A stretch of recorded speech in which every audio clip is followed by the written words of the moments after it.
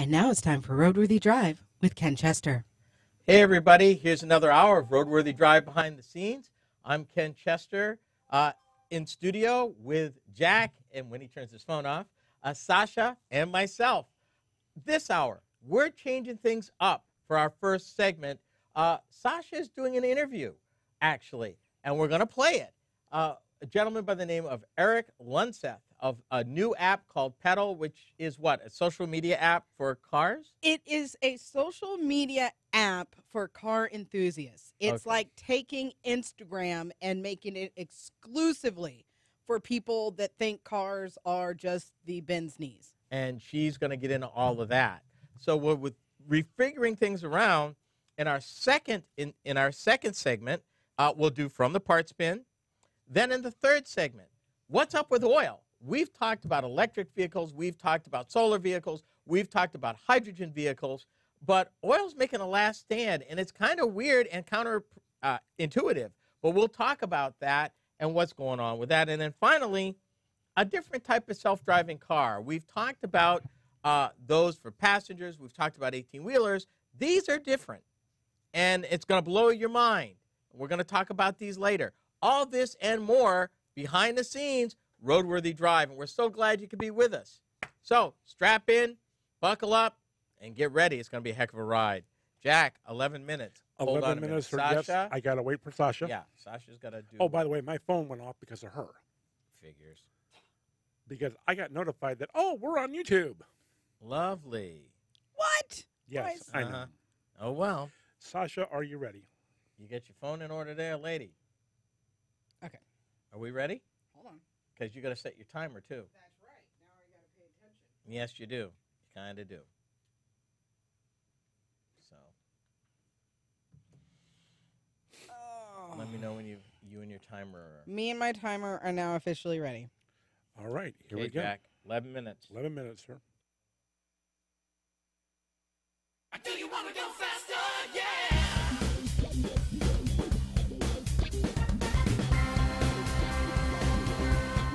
It's time for RoadWorthy Drive with Ken Chester, America's premier automotive news and information talk show. Ken loves talking all about cars, past, present, and future. Here he is, that automotive nerd with the historical twist, Ken Chester. Welcome to another information-packed hour of RoadWorthy Drive. I'm your host, Ken Chester, in studio with the rest of the RoadWorthy Drive crew. Executive producer Jack at the controls, and social media diva Sasha at Mic 2. Hi there, guys. Hello. Hey. I am changing the format of this hour so that you can enjoy the debut of our newest segment, Passion-Driven Tech with Sasha, where she interviews some of the most passionate people behind today's automotive technology. Her first interview is with Eric Lunseth of Pedal, a social media app for people who love cars and sharing their favorite car pics. So, without delay, take it away, Sasha. Got a chance to talk with Eric Lunseth.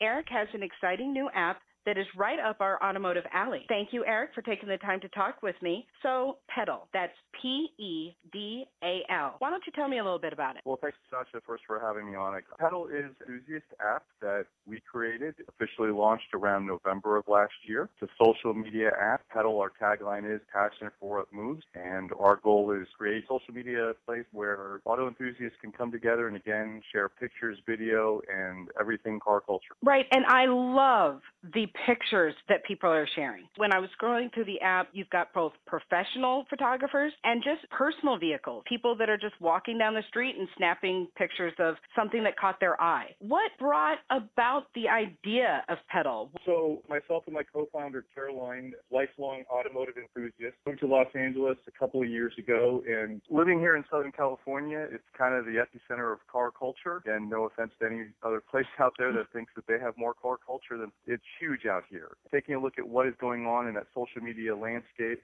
with other platforms, there was no one really doing exactly what we saw as an opportunity to do. Talking with other automotive enthusiasts, we found that, yes, they like what other social media platforms are doing, but they definitely want something where they can just go and see everything that they love, which is automotive. There's a great quote out there by Ferdinand Porsche where he said, "I couldn't find the sports car of my dreams, so I built it myself." That's very true with pedal. There wasn't an application out there that I truly love, so we went ahead and built it. We travel so many different events, instant validation that we know this app will be successful because everyone at all these events is taking pictures, and they love taking pictures and sharing pictures and talking about automobiles.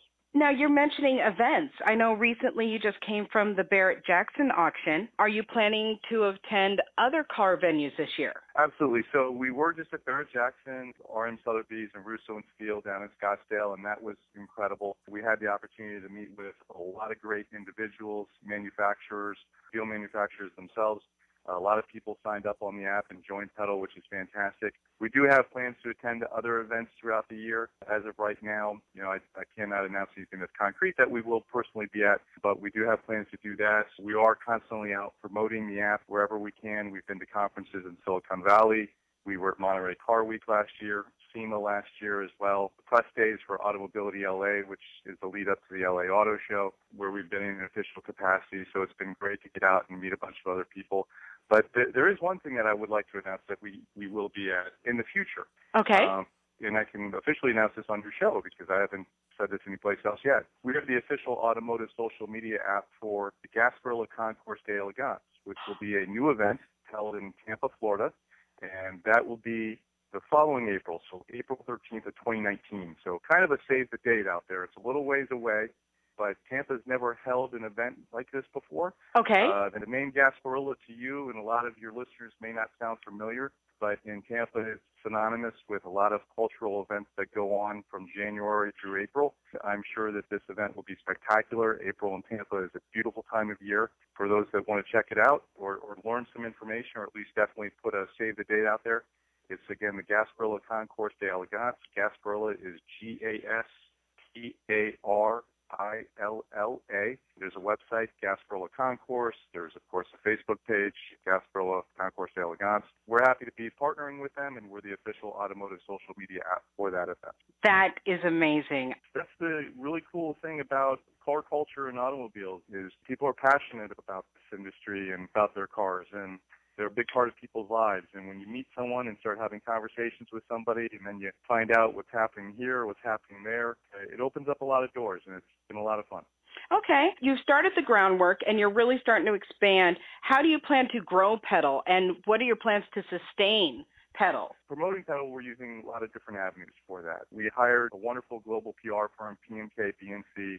We worked with Susan Engel, who's our publicist. We had a lot of great press that came about our initial PR campaign that was back in November. Again, we had some great press, some wonderful interviews. We're, of course, always interested and grateful to speak with more people and media outlets like what we're doing here with you today. Right. We have an internal marketing plan that we went ahead and developed that we're actively working. As previously mentioned, we attend as many events as we can, either in official capacity or just as enthusiasts as we are ourselves. We travel around to different businesses, organizations, automotive museums, and we also have an active grassroots campaign, attending events like Cars and Coffee or meetups.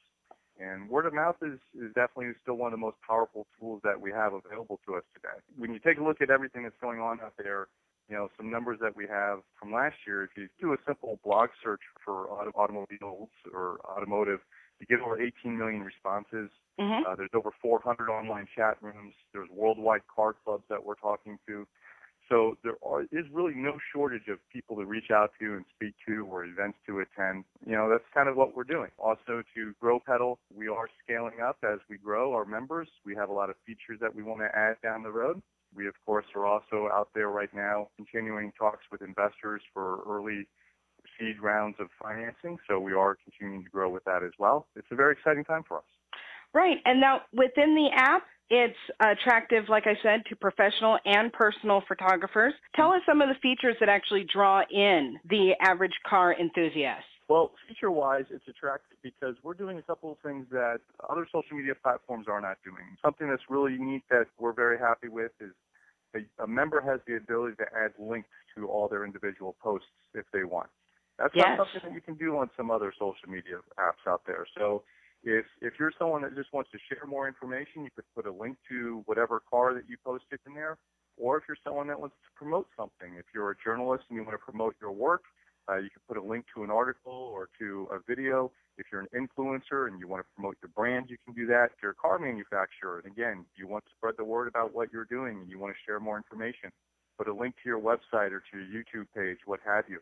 And that's what people are doing. We also have the ability that all your members, those people that are following you, they will see all your posts as they happen. That is also not something that's true in other media platforms that we've heard from other people that's very frustrating. So Yes. there are some things that we are doing that are different. Mm-hmm. As you said, it's attractive to all people out there, which is true. We have individuals that are on there that are just spotted an interesting vehicle and they want to post it. We do have journalists that are on our app. We have TV personalities that are on the app. We have automotive manufacturers that are on there. So really neat thing about cars and car culture is it's so embedded with us. Cars are so much a part of people's lives that there is something for everybody. And there's always a really neat story, that a lot of people have to share about a certain automobile. There's, again, something for everybody. Great. I just want to make sure you are on, obviously, the Google Play and the Apple platform. And what should they search for to find you? As you mentioned, our app name is called Pedal. Our tagline is Passion for What Moves. So the easiest way to find us, search Pedal Passion, will definitely come up. We are an app, but certainly we have a website as well. Our website is pedaltheapp.com, P-E-D-A-L, theapp.com. You can go to the website on your device, click on the App Store logo, and it will take you right to your App Store, as well as you can go ahead and if you have more questions or would like more information, you can certainly email us, info@pedaltheapp.com, and one of our team members will get back to you. So once again, thank you ever so much, Eric Lunseth, for the interview. Pedal was actually a really, really good experience, for the phone, and it's filled with pictures that even if you're a photographer or professional, it's a really great place to get you started. And it's real easy to use. I actually signed up, and it wasn't that hard, not at all. Right. So it's interesting, but of course, everybody loves cars, so we're expecting great things. And of course, dear listener, we keep you apprised of all things going on with tech. Pedal is no different.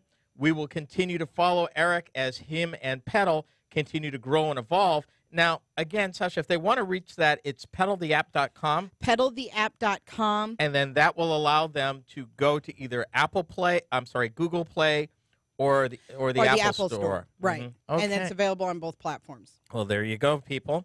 So when we return, it's going to be odds and ends from the parts bin. I have some things to talk about. Oh, I do, that we've left off. So I'm sure you'll find it's interesting. So people, don't touch that dial. You are listening to RoadWorthy Drive.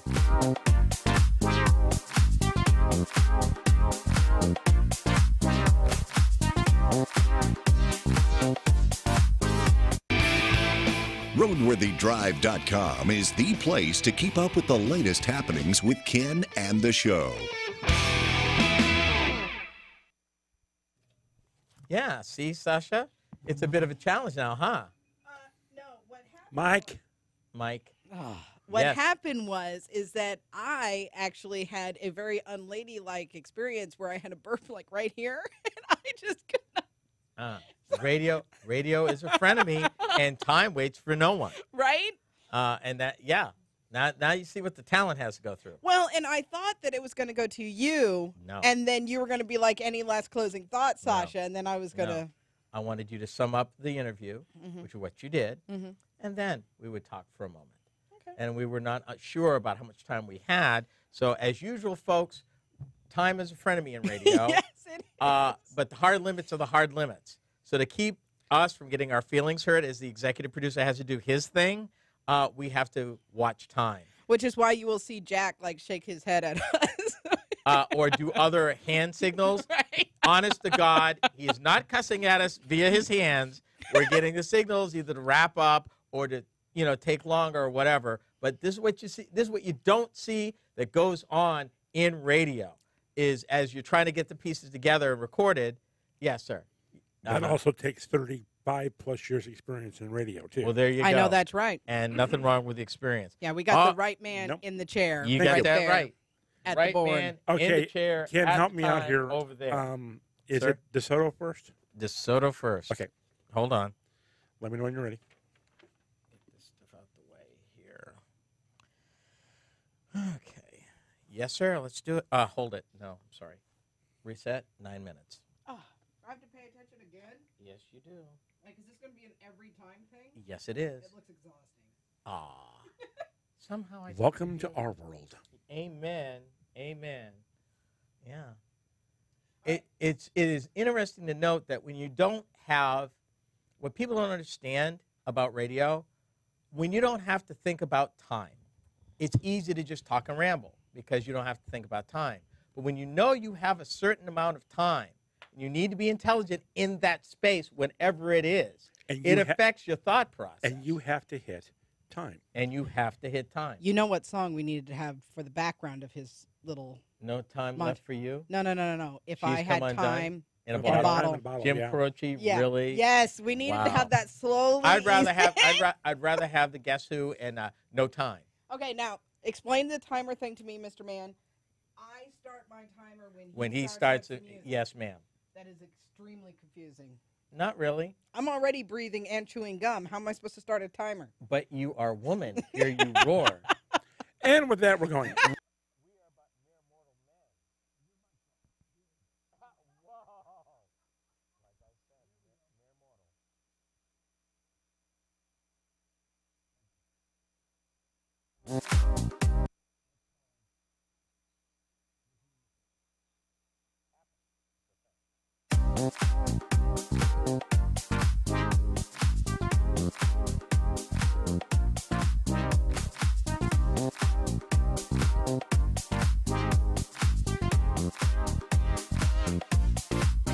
Here's the beautiful motion picture star, Jean Craig. Hello. I'd like to show you something I'm very proud of. This is my new DeSoto. Isn't it beautiful? It's long and lovely and low. Almost a foot lower than I am, and I'm only 5 feet 5. I think its styling is outstanding, and these new fins are really striking. And what's more, my DeSoto is fun to drive, even in heavy traffic. It's so easy to handle. DeSoto's full-time power steering is the best I've ever tried. Of course, push-button driving is a wonderful improvement. It's so simple. And the way my DeSoto rides, you just won't believe it until you try it. As you may have gathered, I'm very pleased with my new DeSoto. I paid a lot more for cars, but this new DeSoto is the most exciting car I've ever had. It's the most exciting car in the world today. The 1957 DeSoto. The smart way to go places. Oh, that was the next year. I'm sorry. If you're just tuning in, welcome to RoadWorthy Drive. I'm your host for the hour, Ken Chester. If you want to add your voice to the conversation at hand, it's easy. Text or call the RoadWorthy Drive line at 872-222-9793 to ask a question, share a comment, suggest a topic, and more. If you'd rather email me, my address is ken@roadworthydrive.com. Either way, I'd love to hear from you. Now, we're going to get this program kind of back on track now that we've had our little interview from Sasha. And by the way, Passion-Driven Tech with Sasha will be a frequent event or an occasional event. It won't be every show, but it will be on a regular basis. I'm thinking maybe twice a month. It depends on how Sasha is able to line up her interviews. How eager other people are to speak with me. Yes. Everybody wants to speak with Sasha. Didn't you know? I did not. I did not get that memo. It's a thing. So y'all look for that. We're really excited about it. She's got some people, at least one more lined up that I think is going to be pretty awesome. And I expect it to only get more awesome as the time goes on. Now, from the parts bin, let me start with the 2018 ranking by Wallet Hub as the best and worst states to drive in. Oh, this ought to be good. Yeah. Here's one thing. Now, they looked at all 50 states across 23 key indicators of a positive commute. The data range from average gasoline prices to share of rush hour traffic congestion to road quality. What do you think's number one? For worst? No, for best. For best? For best. Is it somewhere in the Midwest? No, not technically. Southwest? Sort of. How can it be sort of? I don't know. But anyway, Yeah, he's giving us vague. Texas. Texas. Yes, sir. Number one. Really? Yeah. Now, rounding out the top 5, 3 of the remaining 4 are, in fact, Midwestern. Go for it. Kansas, Nebraska, Iowa, whoop, whoop, Iowa, and South Carolina round out the top 5. But, hey, here's a couple of fun facts. The U.S. has 11 of the world's worst 25 cities for traffic congestion. And, as a whole, America ranks 13th out of 138 countries when it comes to road quality. Is that good or bad? Well, 13th, obviously, higher as opposed to lower. Okay. I don't know how these things are done. That's why Okay. that's why I'm asking. Let me throw this at you. All right. Bottom of the list. Okay. Connecticut, California, Duh. Amen. Maryland, Washington, and Hawaii. Hold on. The state of Washington or Washington, D.C.? The state of Washington. Okay. Okay. I am surprised Illinois is not on that list. I am also surprised that New York is not on that list. I mean, no Yeah, no New York. disrespect to Illinois, but I've driven across Illinois. Well, so have I. And I'm going to be doing that next week, by the way. Now, Sasha, I'm going to throw something in here real quick. Okay. At the affiliate that I work at, we've hired a new board operator. Okay. She is from New York City. This is a direct quote from her. You people here, and she absolutely has fallen in love with the state. Of course, because She after could- New York City. she could not believe how tranquil and quiet and green it is. But the one thing that she said to me is, your traffic at 7:30 in the morning and at 4:30 in the afternoon is nothing compared to what it is in New York City all day long. I'll put it to you this way. In the small town when I first came out here that I lived in, we called it the rush minute. Oh, okay. We had a whole rush minute. Okay, let's try this. The U.S. Department of Transportation wants to save your life. How? They are launching a new data initiative to save your life, a 3-point plan to transform its massive data sets into understanding and action by identifying 3 to 5 proximate factors that contribute to fatal car accidents, and then work with cities and states to mitigate them. See, the U.S. Transportation has been collecting all this information for years. Right. But they really haven't analyzed it to the point where they can do something about it and actually put today's computers to work to actually be predictive.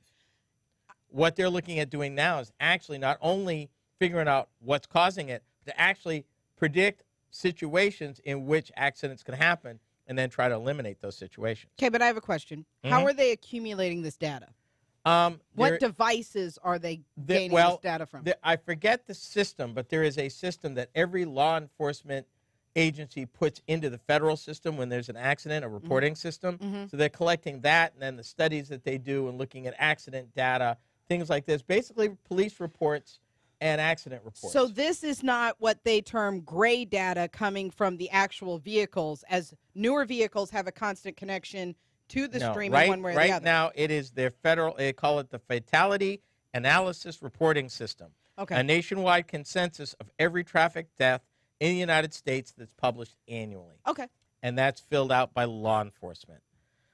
They want to integrate real-time data and use it to compare it to historical data to, like I mentioned before, actually predict the likelihood of collisions and unsafe road conditions ahead of time. I see a problem.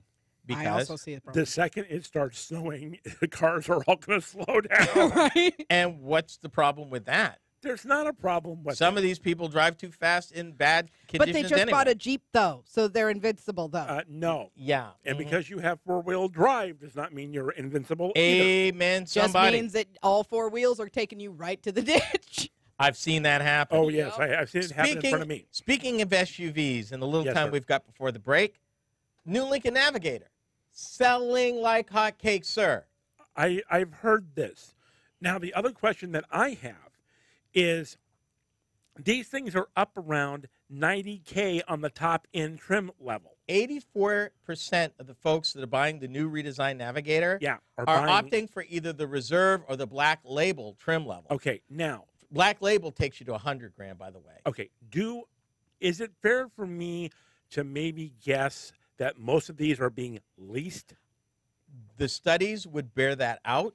Okay. But in any case, the fact that even a lease payment, I mean, you're looking at what, $800-900 a month? Good grief. It could be higher than that. It could be up to $1,500 a depending. month. And Yeah, these depending upon Uber, what they call Uber low mileage leases, like 10,000 miles a Yeah. year.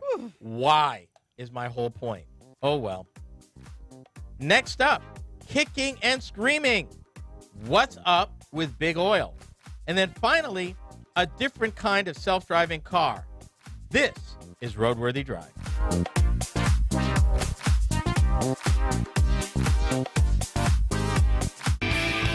You're listening to RoadWorthy Drive with Ken Chester on the RoadWorthy Drive Radio Network.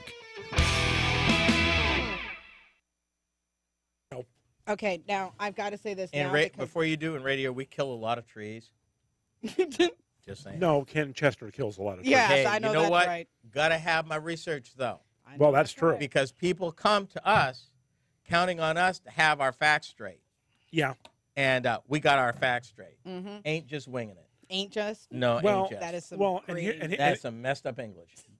What's on your mind, Sasha? Okay, because I know we're not going to have time to talk about this during the segment. We're but not. What's What's up on with your the oil? Uh-huh. Slow, agonizing death. That's what's up with oil. What? Yeah, and I think it's hilarious that people are still clinging to the last remnants of what will be profitable sales with oil. Because for years and years and years and decades and decades and decades and generations, we have all screamed at the top of our lungs, stop our oil dependency. And then we finally get to an age and technology where we are stopping our dependency upon oil. And what are people shouting about? But we want to sell more oil, though. Well, it's a little more complicated than that, as usual. All And right, we I'm will, ready. We will talk about that in the next segment, Mm-hmm. how complicated it is. Also, speaking on the traffic thing. Yeah. When I was in California, we actually Wait a got minute, to you were in California? stop. When I was Really? yeah. What part? I went to, and I know you're going to tell this story, but I went to Santa Clara. No. San Clemente? San Clemente, Ah. California. Okay.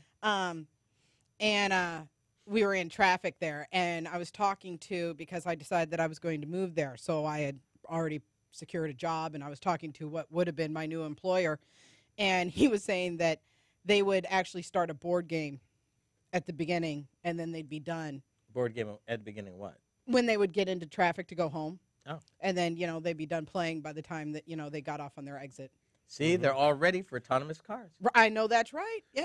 Well, See? and the other thing too, Start a game of Monopoly in the back. I've been lucky. Mm-hmm.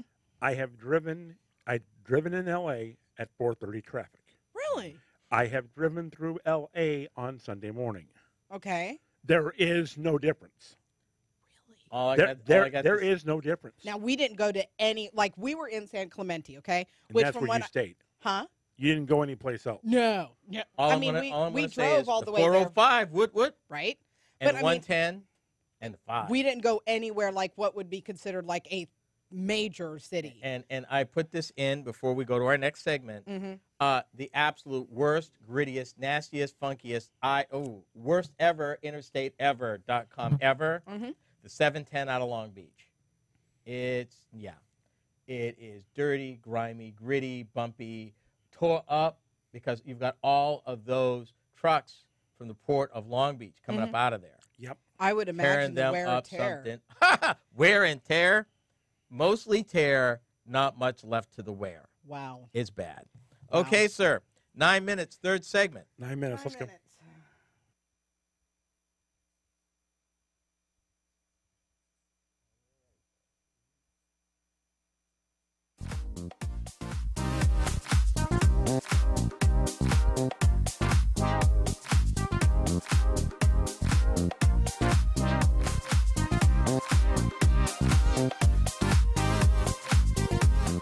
You're listening to the next to last segment of this hour of RoadWorthy Drive. Thank you for taking us along. I'm Ken Chester. Over the last few years, I've spent plenty of time talking about alternative fuels and propulsion systems for vehicles, from electrics to fuel cells, solar power, and more. But hey, what about good old petroleum? You know, crude oil, Texas tea? No, What? I'm not feeling it. Anyway, crude oil, gasoline, and diesel fuel. And these are our current reality, to be sure. And honestly, they're not taking all this talk about change lying down. Mm-hmm. As a matter of fact, it could be argued that they're actually kicking and screaming about everything from the EPA corporate average fuel economy standards to even the renewables fuel standard. And we're going to talk about that in a moment. It's all on the table. And they want to keep you, the motorist, coming back to the gas pump. And that means Jack in his truck and you in your vehicle. Yep. They do. And they're kicking and screaming just like a 3-year-old throwing a temper tantrum. But here's what's going on. And this is what got me started. A headline like this. Exxon CEO pledges $50 billion plus in U.S. investments over the next 5 years. Wow. My question, what is he smoking? I know that. What is he smoking? They're saying that they'll be investing billions of dollars to increase oil production in the Permian Basin in West Texas and New Mexico, expand existing operations, improve infrastructure, and build new manufacturing sites on top of their massive build-out operations of the Gulf Coast. I don't get it. You know what? It's one of those things where, again, what I'm saying, it's going to be a slow, agonizing death. They're used to being the major manufacturer of what propels this nation and the world, for that matter. But there's more. There always is. Here's the challenge. Okay. 13 years ago, Congress passed what became the Renewable Fuels Standard.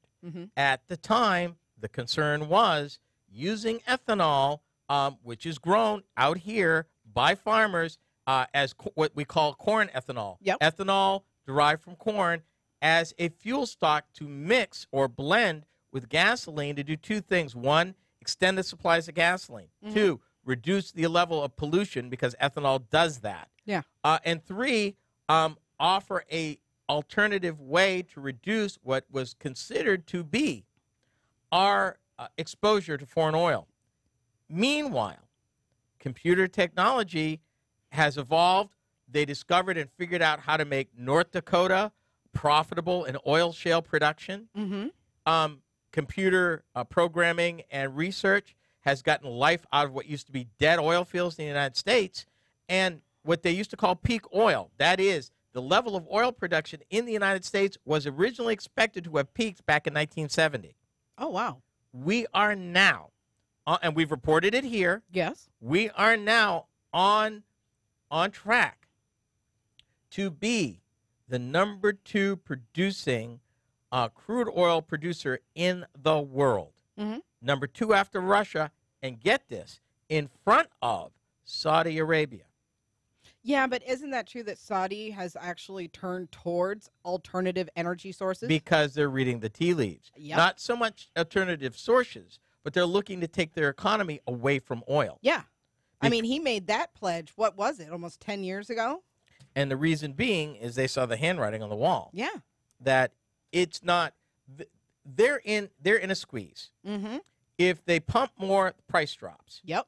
Which means they deplete their resources quicker for less money. Yeah. If they turn a spigot down, it drives the price up, but it makes sources like North Dakota and the U.S. shale fields up there more economical. Yeah. And we pump more. And side fact, and we've reported this here as well, we are currently the number 1 producer of natural gas in the world, in the United States of America. Yeah, but aren't we just a little late to the party now that everybody's wrapping up? No, because most of your electricity growing, and we reported that here too, is by natural gas. It's displacing coal. While it's not completely hydrocarbon free, it has less hydrocarbons and less pollution than coal does. But that's not all. Right now, your big oil is pushing to actually not only reduce the fuel economy standards from 2022 to 2025 so that you can burn more gasoline. Right. But they're also looking at watering down or changing the renewable fuels standard.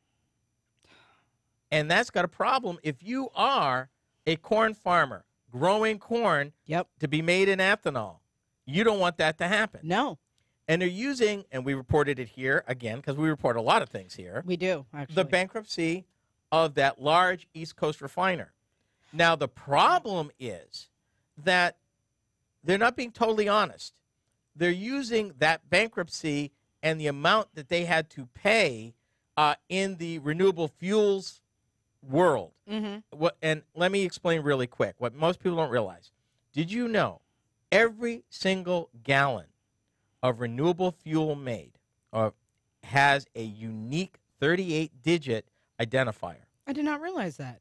All on record with the EPA. Huh.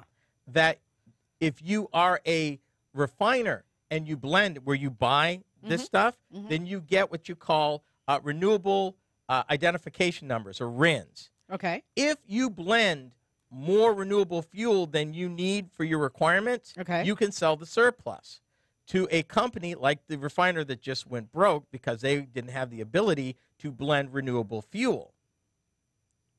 Yeah. Okay. So the argument now, people are trying to say, oh, this needs to be reformed. Oh, my goodness. No, that refiner needs to get with the program and introduce technology to blend renewable fuel, and the cost of what they had to buy these RINs would go down. Well, I mean, that's as technology advances, I mean, as a business and as an infrastructure, you need to upgrade. And if you fail to upgrade, that's like trying to get on the internet right now with the 1990s Hewlett Packard computer. Okay, and here's the second thing that most people don't realize. That particular refinery was bailed out 5 years ago. And it just so happened that was the same year that Big Oil bought more RINs than they needed and pushed the price of those credits down. Right. So basically, you get a chance by buying RINs to offset if you're not producing renewable fuel. So basically, you're getting penalized for not doing it, which should be if you think about it, should be an opportunity to take that money instead of buying RINs and modernize so that you could actually save money. Well, and so that way you could actually stay in the game. So, yeah.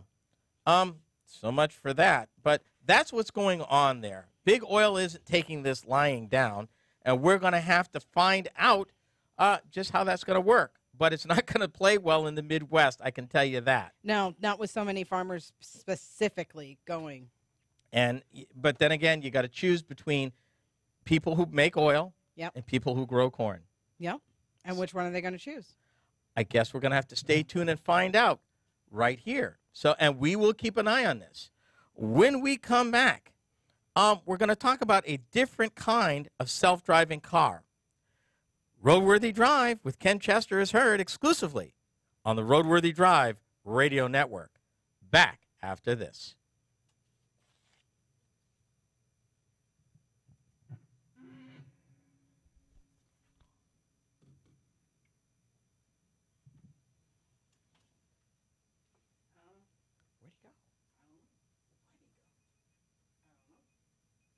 He grabbed his jacket and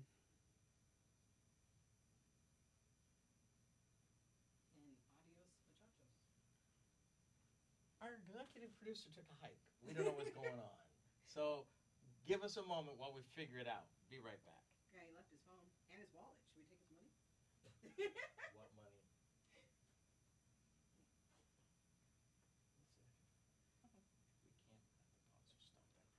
You want me to stop it? Okay. All right, folks. Well, we are actually going to take a small little break, and we will be back here to finish out our RoadWorthy Drive Hour 1 behind the scenes momentarily.